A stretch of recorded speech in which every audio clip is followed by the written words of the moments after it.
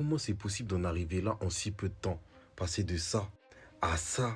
C'est pas ça le pire. C'est que vous voyez cette image, cette saison-là, où Bellingham, il va tout faire, il va tout gagner, il mérite presque un ballon d'or. Parce que cette saison-là, elle a changé complètement la vision que Bellingham avait de son jeu. Parce que la relation entre Xabi Alonso et Bellingham était très mauvaise. Pourquoi? Parce que Xabi Alonso lui a demandé de reculer. Et c'est ce que Arbeloa essaye de faire. Peut-être que c'est des rumeurs, mais moi je pense pas. Au vu des parents du mec déjà, et au vu de la personnalité du mec, on savait que ça allait être comme ça. Bellingham a un ego surdimensionné, tout comme Mbappé. Il ne peut être peut-être l'attaquant ou le mec offensif qui va mettre moins de buts. Je ne pense qu'il ne l'accepte pas. Le problème là-dedans, c'est que ça peut lui coûter sa place en Coupe du Monde. Que sans lui, l'Angleterre ne va même pas en finale lors du dernier Euro. On nous dit qu'il ne va pas aller jouer la Coupe du Monde 2026. En fait, c'est pas croyable. Mais c'est même pas qu'à cause des blessures. Son niveau de jeu aussi. Désolé, son niveau de jeu.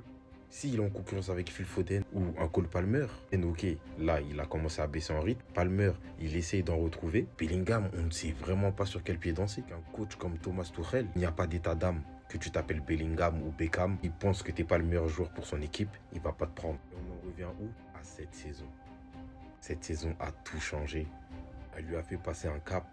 Mais maintenant, il a des difficultés à assumer ce nouveau statut. Est-ce que vous pensez que Bellingham il va se relancer? Que vous pensez qu'il va aller à la Coupe du Monde 2026? Je l'espère pour lui, que ce serait dévastateur pour ce joueur.